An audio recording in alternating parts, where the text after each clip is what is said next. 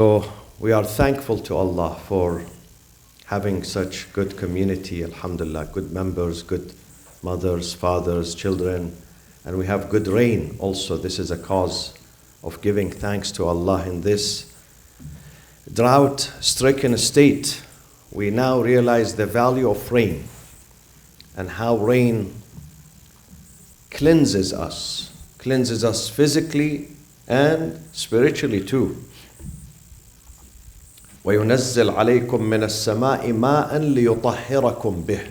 God says to the companions of the Prophet and the Prophet on the day of Badr that we sent down rain from the sky to cleanse you. Not just to cleanse you physically, but it will cleanse you spiritually also. You feel empowered when you see the beauty of this state, when you see the rain. Alhamdulillah Rabbil Alameen. Inshallah, we have always rain and mercy pouring on us from Allah subhanahu wa ta'ala. So tonight we're going to go through Surat Ibrahim alayhi salam, verses 4 to 7, inshallah. 4 to 7. أعوذ بالله من الشيطان الرجيم بسم الله الرحمن الرحيم الحمد لله رب العالمين والصلاة والسلام على أنبياء الله جميعا وعلى سيدهم وخاتمهم حبيب إله العالمين أبي القاسم المصطفى محمد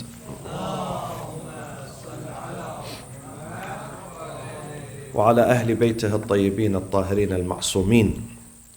أعوذ بالله من الشيطان الرجيم بسم الله الرحمن الرحيم وما أرسلنا من رسول إلا بلسان قومه ليبين لهم فيضل الله من يشاء ويهدي من يشاء وهو العزيز الحكيم.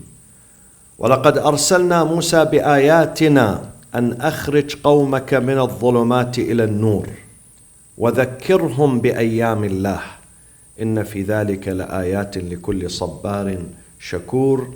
وإذ قال موسى لقومه اذكروا نعمة الله عليكم إذ أنجاكم من آل فرعون يسومونكم سوء العذاب ويذبحون أبناءكم ويستحيون نساءكم وفي ذلكم بلاء من ربكم عظيم.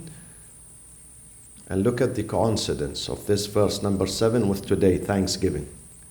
وَإِذْ تَأَذَّنَ رَبُّكُمْ لَإِنْ شَكَرْتُمْ لَأَزِيدَنَّكُمْ وَلَإِنْ كَفَرْتُمْ إِنَّ عَذَابِي لَشَدِيدٌ صدق الله العلي العظيم.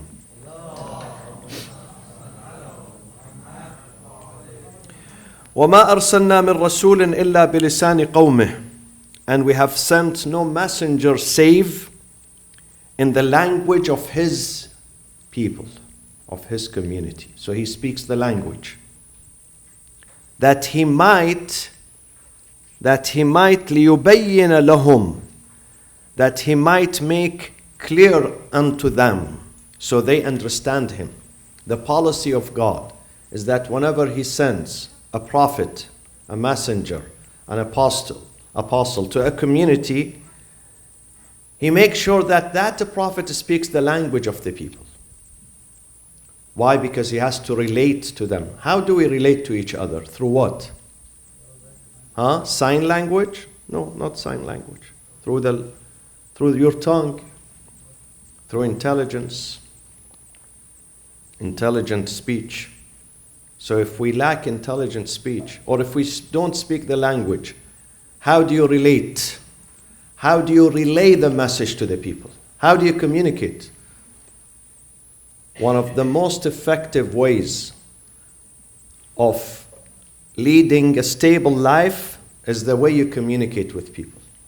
It depends on your way of communication. If you communicate good, your relationship is going to be good. You're going to be successful. A salesperson works in the mall tomorrow, Black Friday. If he does not, actually Black Friday they have stampede, so even if he doesn't speak, no problem. But throughout the year, a salesperson needs to communicate. The better he communicates, the more he's going to sell. So Allah says a messenger first and foremost has to have communication skills. And he has to speak the language. We don't send a messenger to a community where he doesn't speak their language. We don't. In the beginning, of course, in the beginning. So Ibrahim came to a community and he spoke their language. Musa alayhi salam came to a community and he spoke their language. Isa spoke their language, and the Prophet Muhammad sallallahu alayhi wasallam spoke their language. The earlier community. Now later on you may say, but we are Iranians, we don't speak Arabic. We are Pakistanis, we are French, we are American.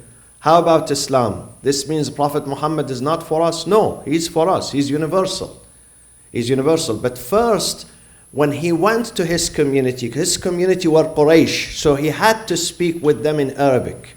But later on, as Islam expanded, they can translate the book.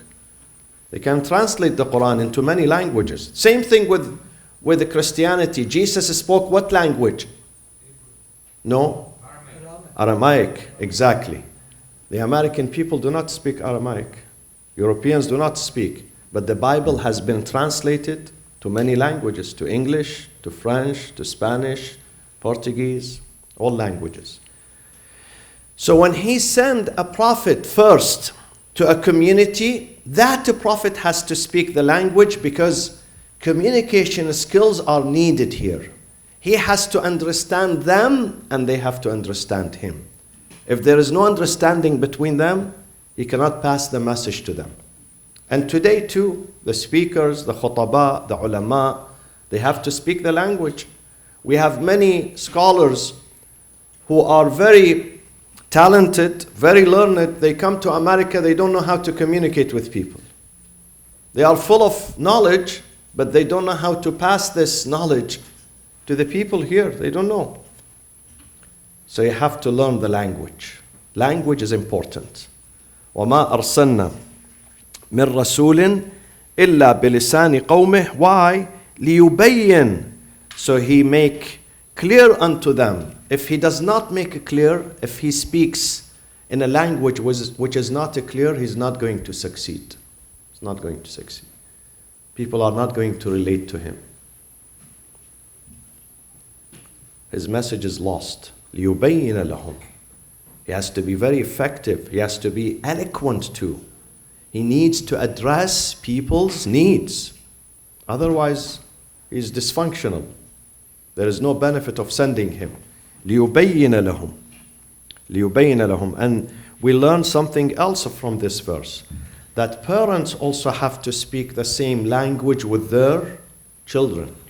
If they speak two different languages, they're going to have miscommunication and misunderstanding. So not only the language is important, but also something else. What is it beside the language? Is the mentality.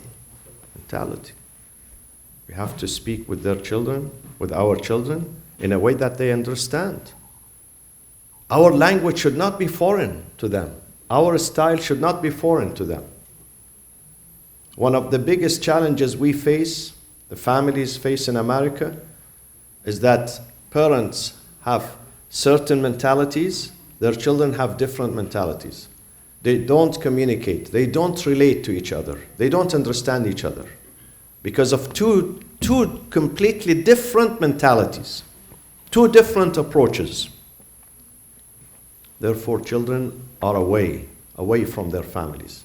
Some of them do not listen to their parents. They listen to their friends, but not their parents, because the language is different. So we have to make sure, children have to make sure, and parents have to make sure, both, that they speak the same language and the same mentality. لِيُبَيِّنَ لَهُمْ فَيُضِلُّ اللَّهُ مَنْ يَشَاءُ. God is going to misguide those who reject Him. He's not going to salvage them. God runs after us for 500 miles. After that, He says, I'm not going to run after you forever. If you don't listen to me, it's up to you. And therefore, when God removes His protection from us, we're going to be what? Misguided. Misguided. You are renting a car from Denver airport, trying to go to your friend's home but you don't have GPS with you. You don't have GPS. Are you going to reach his home? Never ever. Never ever. You don't have GPS. God says, I will turn off the GPS from you. You don't want me? I come after you several times. Come. God comes after us. He runs after us. He wants us to get his guidance. But when we keep rejecting, then God says, I will turn the GPS. I'll leave you alone. Once he turns the GPS, we're going to be misguided. We don't reach our direction. We don't reach our destination. We don't find the direction. We don't find it. فَيُضِلُّ اللَّهُ مَنْ يَشَاءُ وَيَهْدِي مَنْ يَشَاءُ. And he's going to guide those who are willing to be guided. God says in the Quran, وَالَّذِينَ اهْتَدَوْا زَادَهُمْ هُدًى. Those who seek guidance, he will definitely provide them and will increase them in guidance. وَالَّذِينَ اهْتَدَوْا زَادَهُمْ هُدًى. فَيُضِلُّ اللَّهُ مَنْ يَشَاءُ وَيَهْدِي مَنْ يَشَاءُ وَهُوَ الْعَزِيزُ الْحَكِيمُ. God is Aziz, dignified. God is in no need for anyone. Aziz means he doesn't need anyone. We need him. He doesn't need us. So if we say to him, God, we don't need you, he's not going to go bankrupt. Believe me, he's not going to go bankrupt. We are going to be bankrupt because he is Aziz. God is Aziz, dignified. He's in no need. Aziz is someone who doesn't need people. God is Aziz. Al-Hakim, and he is wise too. And then number 5, وَلَقَدْ أَرْسَلْنَا مُوسَى بِآيَاتِنَا أَنْ أَخْرِجْ قَوْمَكَ مِنَ الظُّلُمَاتِ إِلَى النُّورِ. And verily we sent Moses with our signs that you may get your community from darknesses into light. The children of Israel. We sent him to the children of Israel so he gets them out from darknesses into light. وَذَكِّرْهُمْ بِأَيَّامِ اللَّهِ. And remind them of the days of God. أيام الله, what does it mean? Days of God? Do we have days of God? Does this day belong to God or doesn't? Every day belongs to God. But why God says to Moses, remind your community, وَذَكِّرْهُمْ بِأَيَّامِ اللَّهِ. Remind them of the days of God. In fact, days of God is a metaphor. It's a symbolic name. It means that the great days in their history, in their life, any day where justice and truth prevails and defeats oppression and injustice and falsehood, that day is considered Ayyamullah, God's days. Any day where justice scores victory over injustice, then that is a great day of celebration. Why America celebrates Thanksgiving today? Because they say 400 years ago, 1621, 400 years ago, in fact 398 years ago, the Pilgrims celebrated their whatever, I don't know what was it, with the Native Americans. So they shared the meal with them. I don't know whether they shared the meal or they stole the meal from them. I really don't know. We have to check it out because this is controversial. Some people say, no, they didn't share the meal. They took the meal from them. However, so they are celebrating this event. These days, many countries celebrate their Independence Day, istiqlal, independence. So Allah is saying to Musa, Ya Musa, remind your community of the days of God. وَذَكِّرْهُمْ بِأَيَّامِ اللَّهِ. And then he comes in verse number 6 to explain what are Ayyam Allah, what are the days of God. So here, Ayyam Allah, days of God, have different symbolic meanings. One of them is many blessings that God bestowed upon the children of Israel, mainly delivering them from the bondage in Egypt.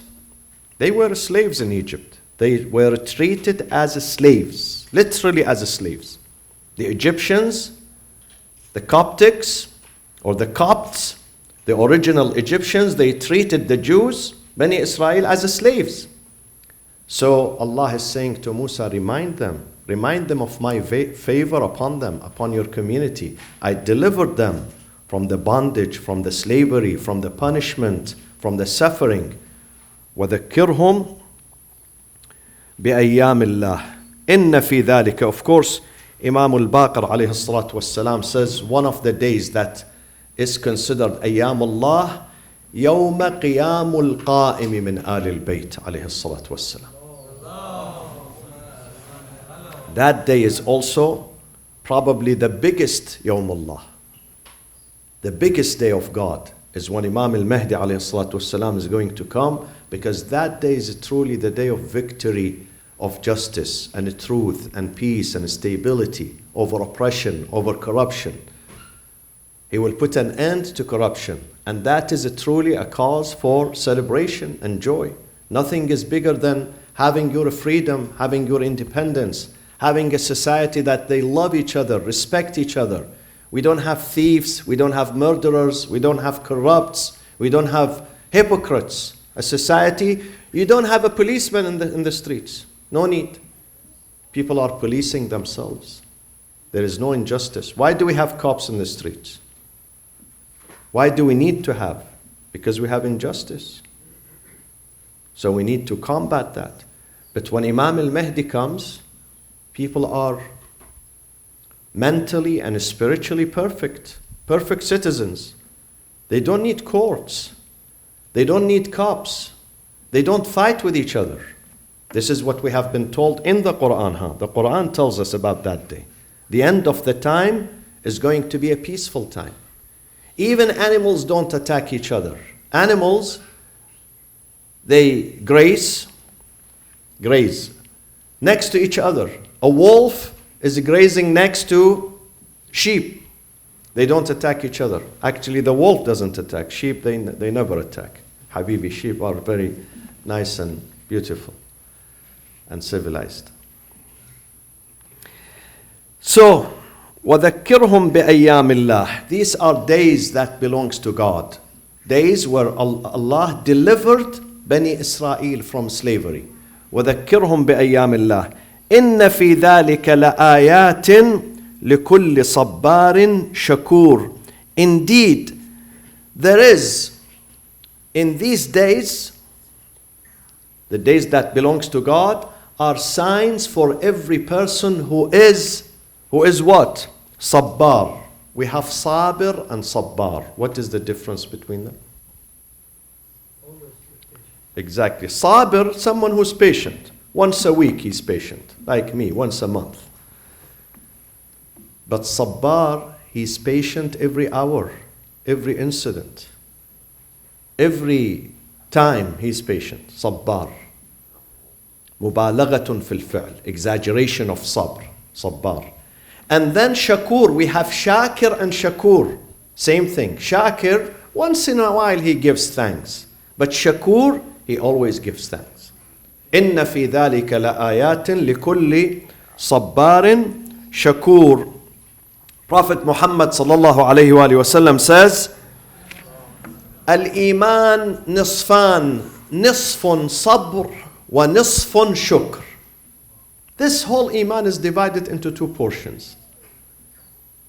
One half is what? Patience, sabr. You have to have sabr. If you don't have sabr, you lose yourself and you lose your family and you lose your community and you lose your friends and you lose yourself and you lose everything. Sometimes God tests us with sickness. Do we tell him, hey, why do you do this to me? We can't say this to him.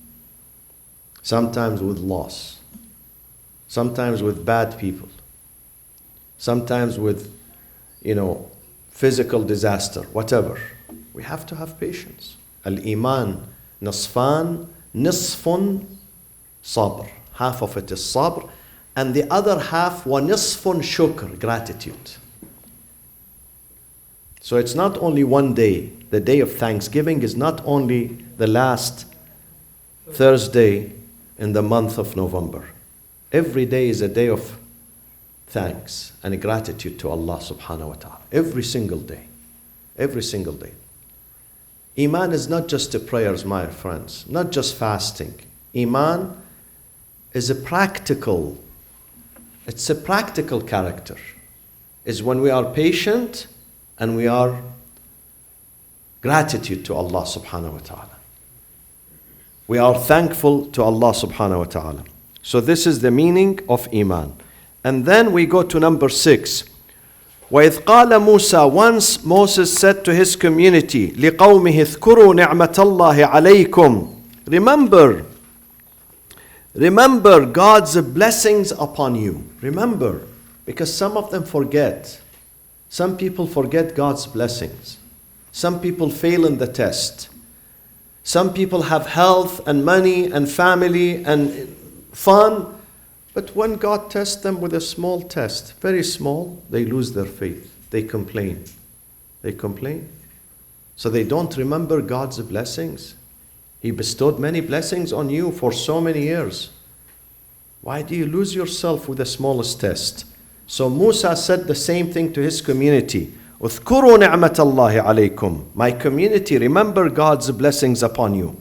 إذ أنجاكم من آل فرعون. When he saved you from the family of Pharaoh. Pharaoh and his company and his soldiers and his regime. يسومونكم سوء العذاب. يسومونكم, who inflicted terrible punishment upon you. سوء العذاب. ويذبحون أبناءكم. They were slaying your boys and sparing your girls. Slaying the boys. If the mother is pregnant with a male, immediately they slay the male. But if the mother is found pregnant with a female, they spare her life. Why? To be slave, to work in their palaces and their homes.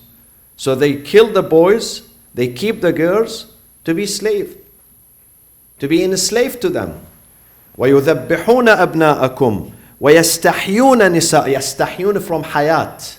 Give them hayat, so they don't kill them. They don't kill them. And remember, the Quran says, وَيُذَبِّحُونَ, not وَيَقْتُلُونَ. There is a difference between qatl and dhabh. Qatl is a murder. But dhabh, slaughtering them. They slaughter them. This is more painful when they take a child who is 1 year old. Or sometimes he's still in his mother's tummy. They open his mother's tummy and they slay him right before the eyes of his mother. Right before the eyes of his mother. Imagine what will happen to that mother. Some of them would not even recover from that tragedy. وَيُذَبِّحُونَ أَبْنَاءَكُمْ وَيَسْتَحْيُونَ نِسَاءَكُمْ وَفِي ذَلِكُمْ بَلَاءٌ مِّن رَبِّكُمْ عَظِيمٌ. In that was a great trial from your Lord. So remember this blessing of freedom. My friends, nothing is better than the ni'mah, the blessings, the gift of freedom. For me, who is standing here tonight, I give thanks to Allah first and foremost for the freedom that we enjoy. Some people have food and a drink and they live in mansions and they have cash money, they have jewelry, but they are not free. They live under oppression. They don't know what time they get arrested.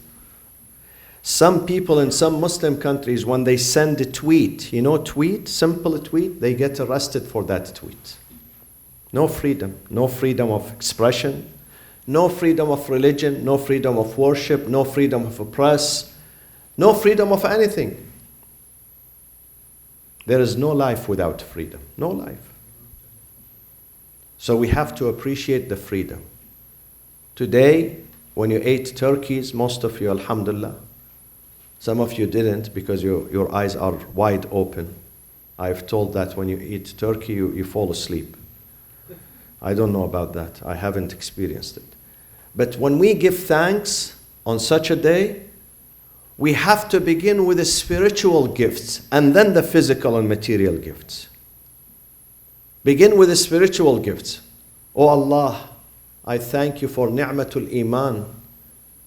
that you introduced yourself to me and I accepted you. You are in my heart. Oh Allah, I thank you, give thanks to you for ni'matul wilaya of Ahlul Bayt.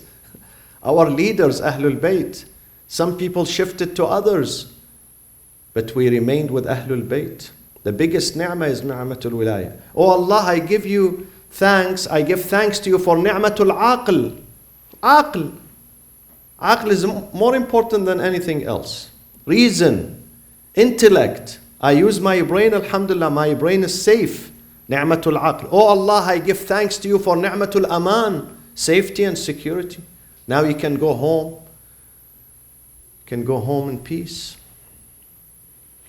Someone told me the other day, he was going to his country, and every few kilometers, they stop them in their country. He's the citizen of that country. He's not a foreign visitor. He's not a tourist. Every few kilometers, he's stopped by police officers, not thugs. And they ask for bribes. If you don't give me money, I would not allow you to continue your journey. He says you have to have money in your pocket and cash money and give people left and right. So they allow you to drive, to walk, to go home. Can you imagine? Alhamdulillah, here, accept the toll roads that we pay.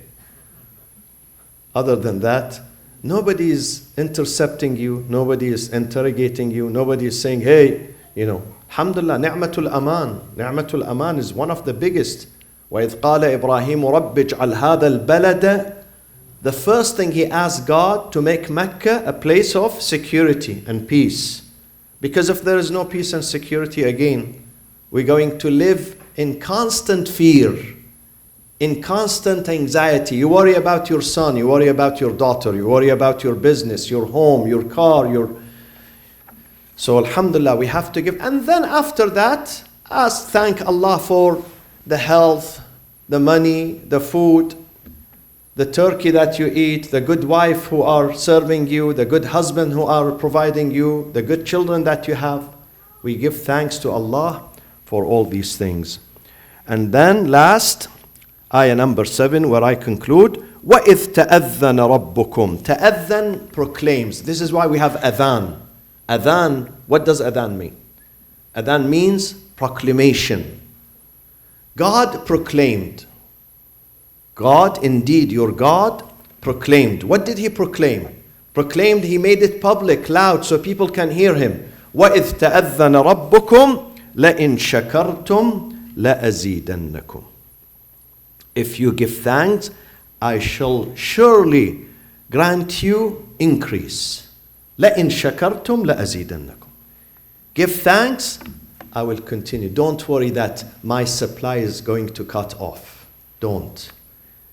One of the examples here is the sadaqah that you give. Don't worry about, well, if I give sadaqah, maybe tomorrow I would be left with no money. Don't say that.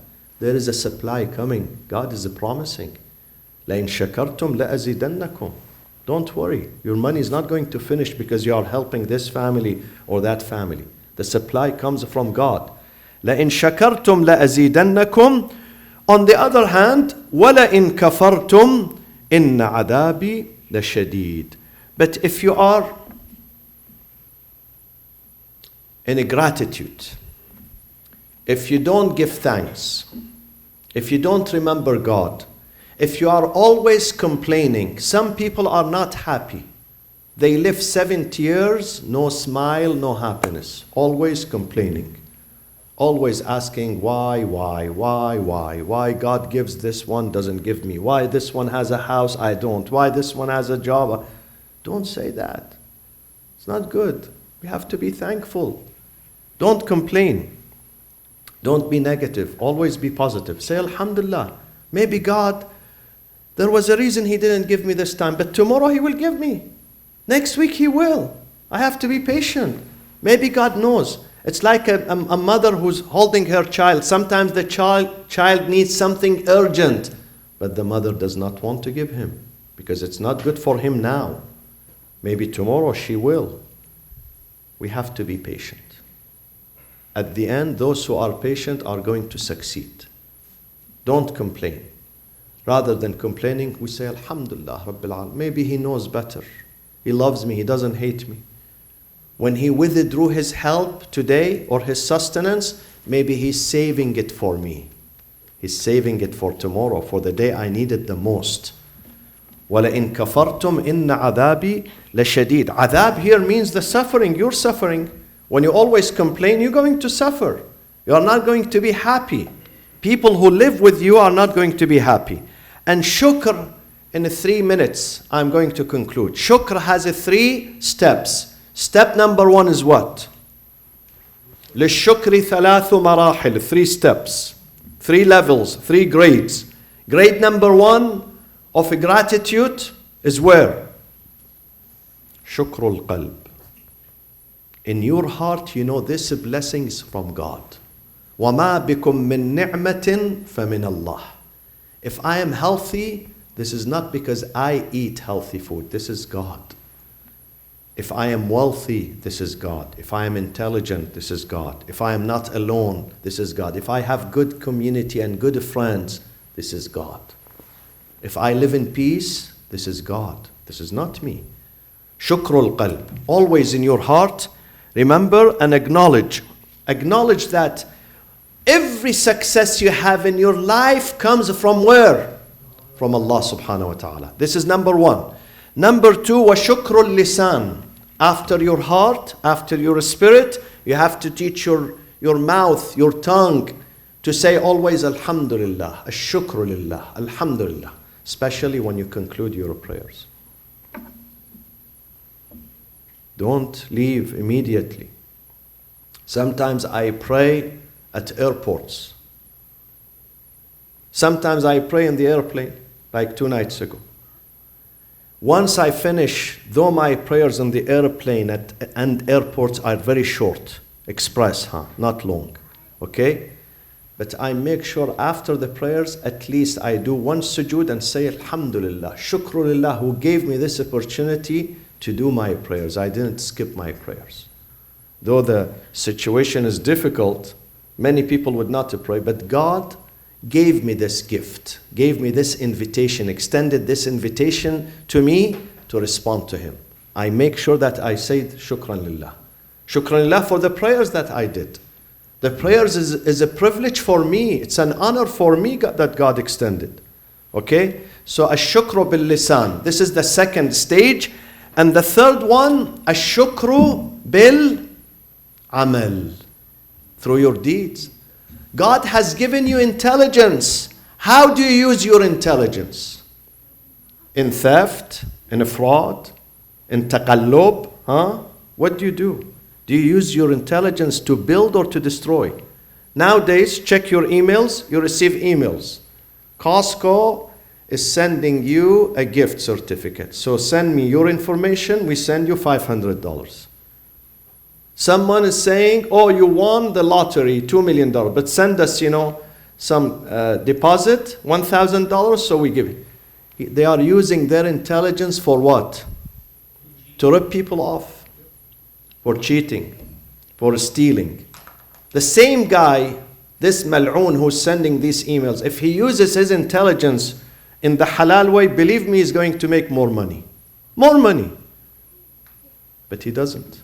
He doesn't thank God. He uses his intelligence in ripping people off. So if we have intelligence, let's use it to build ourselves, not to cheat, not to be dishonest. If we have money, let's use it to build ourselves and our communities, not to use the money to destroy. If we have power, we have to use it to build our communities, to help others who are powerless. Many people in the community are powerless. They have no future, especially in many Muslim countries. So let's use the power that we have in helping people, holding their hands, allowing them to recover. So use whatever God has given you. Use it. If you have balagha, eloquence, you know how to use it. You don't have to be a speaker, an imam. When you find 2, husband and wife, there is rift between them. They don't speak to each other. Go and volunteer. Say, I am going to bring those back. Spend some time with this party, some time with that party. Try to reconcile between their hearts. Reconcile. Bring them together. Maybe we fail, but also maybe we succeed. If there is a possibility of 1% that we succeed, we have to do that. This is how we think. We thank God for the blessings that He has given us. Practical way of thanking Him. Not just in the heart or the tongue, but also in our amal. Allahumma aghfir lil mu'minina wal mu'minat wal muslimina wal muslimat al ahya'i minhum wal amwat tabi' Allahumma baynana wa baynahum bil khairat. And I have to thank you here as your servant for coming Thursday night. I know it's raining outside. Some of you have to drive 20 minutes, 30 minutes, but I am very proud of all of you. And Imam al-Hussein alayhi salam says, Ashkarukum lillahi, ashkarukum linnas. The most thankful of you to God is the one who is most thankful to people. So when you are thanking people, you are thanking whom? God. So thank you, all of you for being good brothers and good sisters and good community members. And I am proud of you. And we see you Salat al-Jum'ah tomorrow at 12 sharp. So we have to take these chairs back, inshallah, because tomorrow we're going to have more people coming here. وصلى الله وسلم على سيدنا محمد وأهل بيته الطيبين الطاهرين.